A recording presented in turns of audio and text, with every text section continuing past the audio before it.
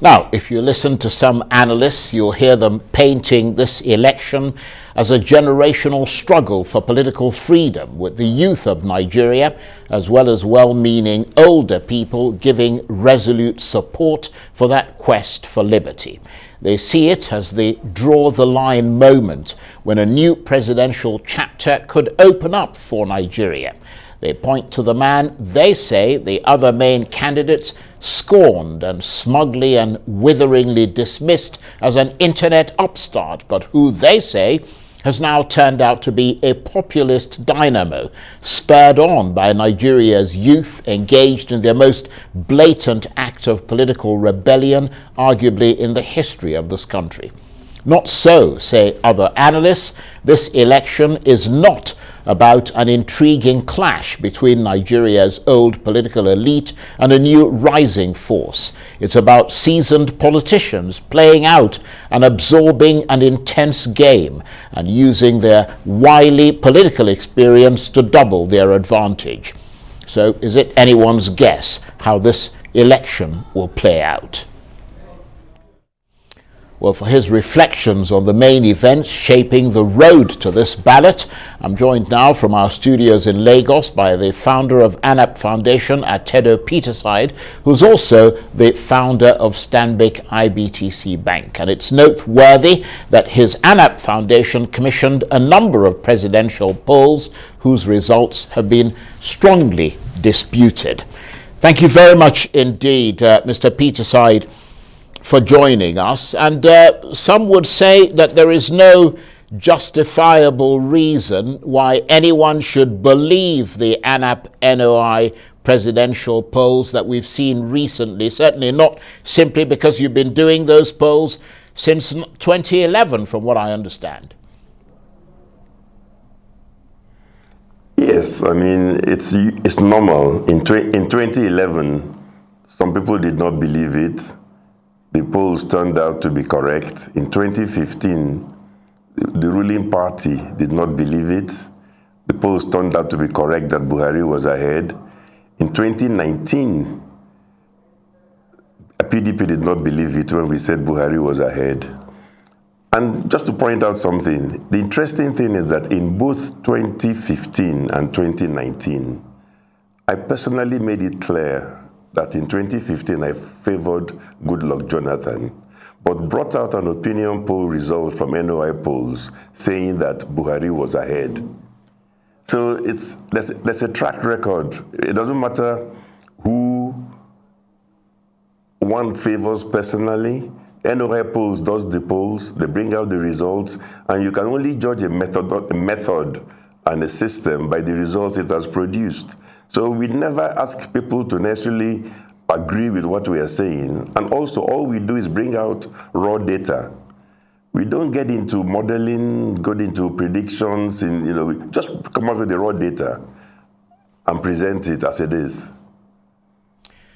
But I mean, what about those who say that because you are politically active and have obviously given your supports to some candidates and withheld it from others, that you are not seen as neutral, and many believe that your own political biases might influence those NOI polls?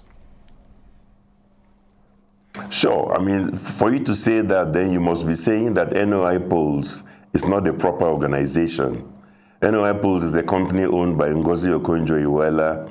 And let's go back to 2015. In 2015, I was on the economic management team of Goodluck Jonathan. Ngozi Okonjo-Iweala was his coordinating minister. We brought out a result at ANAP Foundation. We commissioned NOI polls, telling Goodluck Jonathan that he was behind in the polls. There was fury in the villa from some people, saying, how can you do that? You're with this government. I said, hang on a second. Integrity is not about which government. In any case, if I tell you the truth, which is that Buhari is ahead of you, I'm doing you a favor. Why don't you look at the truth and decide how you want to react to it, instead of fighting with me? In 2019, I made it clear I was supporting Atiku over Buhari again, but told PDP and brought out the poll result, saying Buhari was ahead. I remember arguments with PDP people saying, no, this is all wrong and so on. So you don't have to accept it, you can throw it away. So it's not about, nobody's looking for endorsement. In fact, I welcome many more opinion polls, because the difference between us and many people is that some are doing a poll for the first time. We have been through several polls. This year alone, we've done 3 presidential polls in September, December, and February. We've done opinion polls for governorship races using the same method for Kwara, for Lagos, for Rivers, Abia, and other places. So the same method produces a result in Lagos and says Sanwo-Olu is ahead, then it's fine, you accept it. If it dares say that somebody else is ahead somewhere else, it becomes a problem.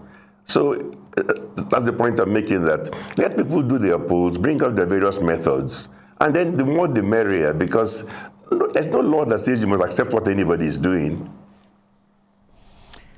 Well, it's very interesting that you say that, because I'm going to ask you about those other polls, because obviously it's not just the ANAP NOI polls that are out there. I mean, there's a whole clutch of other opinion polls that are out, all of them making their own predictions, and some of them not necessarily corresponding with the same results that you've got. Do you have confidence in those other polls? Okay, look, let's be careful, because I'm not really here to run down anybody else's poll. I can explain why we choose the method that we have chosen. First of all, if you have a method that has given you correct results in every presidential election and in almost every governorship elections historically, why do you want to change it? Let's take the first item. What instrument are you using to do the polling? We use mobile phones, not online polls. Online polling. I'll never pay anybody ₦1 to help me with an online poll, because online poll is about those who have data. So it's a bias sample. I am not going to pay anybody money as well to send out field workers, because we've done it before. The problem with field workers is that whose child are you going to send to bandit territory in rural Zamfara? Whose child are you going to send to Boko Haram territory? The difference between field workers is that generally you can only send them to places which are safe, or which you think is safe to send them. So you end up with some biases. We deliberately use mobile phones because mobile phone penetration in Nigeria is pretty high. It's well above 90%. And also, guess what? People often say, but how do you know that the person you're calling or you're talking to is telling you the truth? We don't know. That's the gospel truth. Most pollsters don't know. You're calling people, they're giving you answers. So in 2015, we called them in the Northwest and they said they'll vote for Buhari. Then you tell me they're all lying. Why would they all be lying in the Northwest suddenly on the phone that they will vote for Buhari? What is the advantage to them in lying? Okay, let's take 2023. Our poll shows the regional breakdown. That in the Northwest, in the Northwest, Tinubu and Atiku are running neck and neck. You tell me that it's all wrong, they're lying. So everybody in the Northwest begins to lie to us that their favorite candidates in that zone are these two people. And you can do that zone by zone. And I tell people, when you go through the 6 zones as we do, tell me which zone's result is a big surprise to you. I've already mentioned Northwest that shows Tinubu and Atiku running neck and neck. Northeast shows the same thing, running neck and neck. Southeast shows heavily Peter Obi. South shows heavily Peter Obi. Southwest shows Tinubu in front, Peter Obi a good second. North Central, you may argue with that, shows Peter Obi slightly ahead. So which of the zones' results do you completely dispute? But again, you don't have to accept them. But I can tell you one thing as well, that historically, apart from the fact that whoever has been in front in our polls has ended up winning, that doesn't mean it will happen every time. And as far as we are concerned, our conclusion in September's poll, in December's poll, and in the February poll is that the race was too close to call. The big furor in September was that some people wanted to say it was a 2-horse race. So therefore, it was only about 2 of them. Now, they're the same people who every single statement they make, they're attacking a third candidate. So if it's a two-horse race, why do you waste your breath on a third candidate yourself? The person you give attention to is you're showing that you're somebody that you think is in the race with you. And the numbers prove that. I think anyway, the beauty about all these multiple polls now is that almost all of them show a three-horse race. And that was our only conclusion, a three-horse race. In fact, we even said with a fourth, a lone outsider. And we mentioned that because the percentage of undecided voters is high. Or when I say undecided, those who are undecided and those who refuse to tell you. But it's always been a bit high historically, but higher this time than in 2019. Then we can start theorizing why is that the case.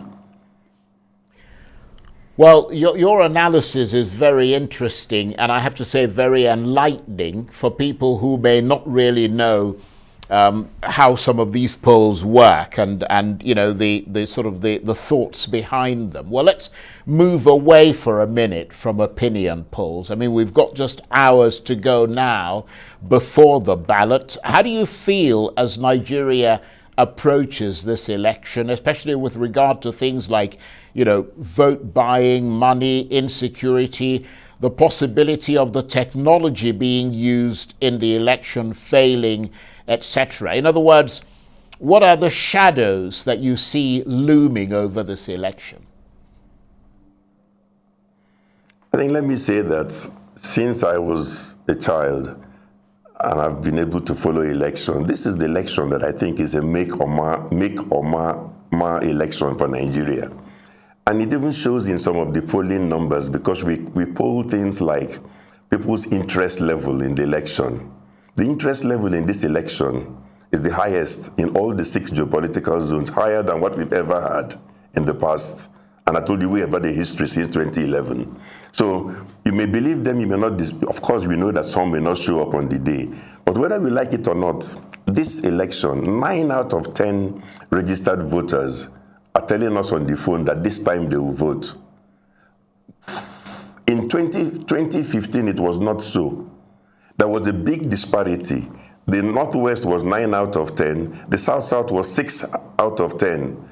And that was with Jonathan in the race. This time, all these 6 geopolitical zones, for whatever reason, the interest level is about the same.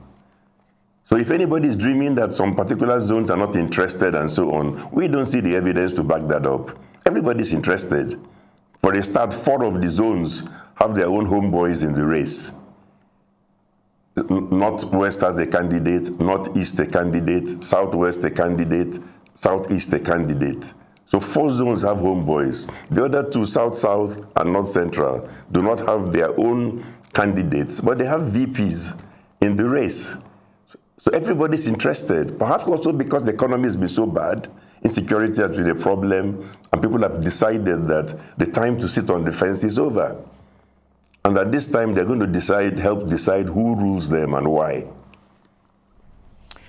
Well, I was going to ask you, because I did say that we were moving away from opinion polls, but I was going to ask you off the cuff, beyond your polls, I mean, have you developed methods to monitor this election and perhaps ensuring that people's votes count? No, we are not into that business of election monitoring. I mean, I know what we cannot do. I mean, I know what NOI polls can do, and I don't know. I think that's beyond us. All we can do is that we generate data, and we have data going back to 2011, and there's something about following trends. But I'm not going to pretend for 1 second that one has the ability to monitor elections that are taking place all the way from rural Zamfara to rural Borno to rural Cross River State, or even rural Lagos State. No chance in. Even the so-called observers, the sad thing is that they tend to be very good in some parts of the country, and there are still large tracts of the country that left to people to almost on their own devices. So we hope INEC stands up to the test, because there are a number of things. It's a complicated election process. If BVAS alone fails in a huge way in some zones and works fantastically in some other zones, there'll be a problem. And let's not underestimate some people who know history will tell you that if you go back to even if you go to the Civil War, and you go before the Civil War, what was the trigger that led to problems? Perhaps the elections in the West that people felt were mishandled led to so much violence and so on. One thing led to another. There was the first coup, then the second coup, all the way to a civil war. Nobody's praying for that or any such thing. But around the world too, there have been several countries. Please don't even look too far away. Even the US, on 6th January, after Trump lost the election and didn't want to accept the results, things could have gotten out of hand. So if it can happen in the US, it can happen in Brazil. How can we sit down here and say in Nigeria it cannot happen? So we all have to be very responsible and very careful. And I hope that INEC lives up to this very important billing, because nobody's going to accept huge numbers of people disenfranchised, in a manner that is so almost systemic. Well, I'm glad you sounded that note of warning there. Let's turn to your assessment of each of the four main candidates: Bola Tinubu, Atiku Abubakar, Peter Obi, and Rabiu Kwankwaso. Briefly, what do you see as the strengths and weaknesses of each of them, as briefly as possible? Yeah, I think everybody has some strengths. I mean, let's take Kwankwaso and Peter Obi. Yes, they came out of PDP or Peter Obi from UPGA before and so on, but they are seen as alternatives to APC PDP. APC PDP can tell you that, well, we have the experience. We've actually run the federal government before, PDP for 16 years, APC for 8 years. So they can say they have experience, but experience of delivering what is what people will ask. So if you delivered wonderful things and economic growth and everything else, then the experience counts. If you've done a terrible job in the eyes of many people, then that experience becomes your weakness, because you've had time in your party, with you present in it in whatever form, to deliver. And if people think you have delivered, then the experience counts in your favor.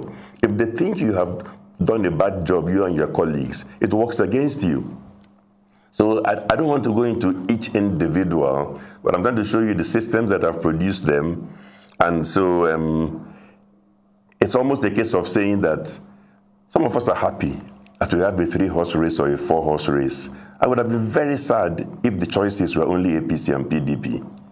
Perhaps I should stop there, because I don't want to make it seem as if I'm particularly against APC or PDP, because that's not the point. I think Nigerians should have a choice, and I'm happy they have a choice this time around.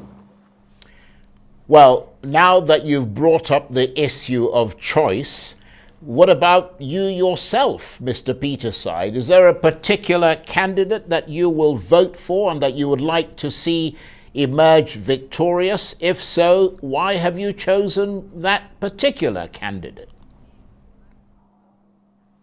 You know, in 2015, even before opinion polls came out, I argued publicly that I was going to vote for Goodluck Jonathan. In 2019, I made it very clear I was going to vote for Atiku. In 2023, if I'm going to the polls on Saturday, I'm going to vote for Peter Obi. Not for the reasons that some people think, because I know those candidates. I know 3 of them quite well. I do have to make a choice. I mean, even if, let's say, first among equals. So I'm not trying to run anybody down. So answering your question, why would I vote for Peter Obi? I think because it represents a new way, a new path, and not because you are saying you're sure a new path is better. But I even like the idea of a government that does not have absolute majority in the parliament, because we've seen that absolute majority abused, where people bring some complete nonsense on the economic front, and in advance is rubber stamped by their whole party. They put Nigeria aside and they approve it. I prefer an arrangement where nobody controls the Senate, nobody controls House of Rep. You bring something to that place, it had better be in the national interest, or there will be a bloodbath. So it's a new arrangement. Then talking about the individual,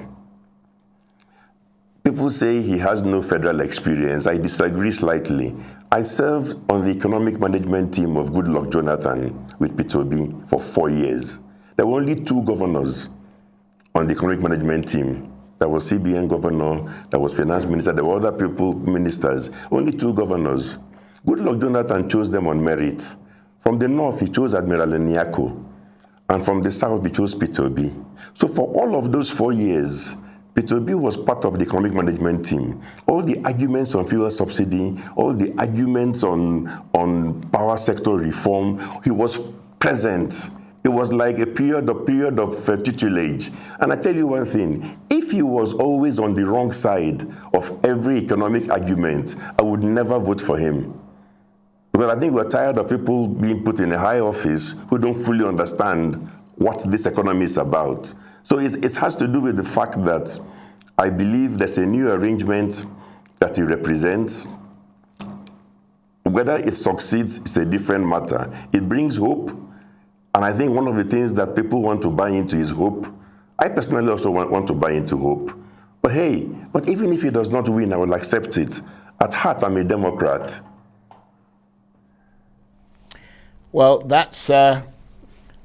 that clears that. Very interesting from you there. But let's go beyond the candidates, Mr. Peterside, the candidates themselves. I mean, there are lots of controversial issues that could potentially divide and separate the electorate. What do you see as these issues? Oh, even in our opinion polling, it's not just about who is going to win or who we think people are going to vote for. We asked about religion. Now tell me whether you're sad or you're happy, but the poll we did in December, 15% of the respondents said religion matters in their choice of president. So, which means that they're telling you that, hey, let me not kid you, religion is one of the things I look at, 15%. You may think that's a small number, but it's a high number. If the total number of votes cast in the presidential election is 40 million votes, 15% is 6 million votes. If 6 million votes are cast on the basis of religion, that can clinch a race. So issues like all these Muslim tickets play an impact for people who care about religion. Muslim ticket may excite some Muslims, but they may turn off many Christians, and they may decide to vote against somebody because of that. The next thing is ethnicity and zoning and all that stuff. I think that number was 10% say it matters. Some people are going out there to vote for Tinubu or Peter Obi, not because they love them, but because they want presidency to go to the south. Whether we like it or not, some people sold the idea of zoning to Nigeria and Nigerians for a long time. And you cannot just turn the clock off overnight. In fact, some will argue the best time to forget about things like zoning probably is when every zone has had their turn. Because it's difficult to convince people that zoning for across 3-4 zones, and then you say no more zoning. The other people may say, hey, how about us? Well, let's put that aside, because the other reason why you can put away things like zoning is if you had a political class that spent time in educating people and saying, we've tried zoning before, we're putting it down, and give yourself time to send that message. But what did we have in Nigeria? Southern governors came out screaming, presidency must go to the south. This was in this election. They were the ones screaming about zoning. Next thing we heard, Northern APC governors shouted, this thing must go to the south. So you fed a populace on zoning, even in this election. And then suddenly you give somebody the task of going around saying that zoning does not matter. If it didn't matter, why did the Southern governors get out there and shout that the presidency must come south? So that's why I say that the political elite, if you want to stop something, you've got to work at it and find the right time that you can convince people, give them notice to put this thing down.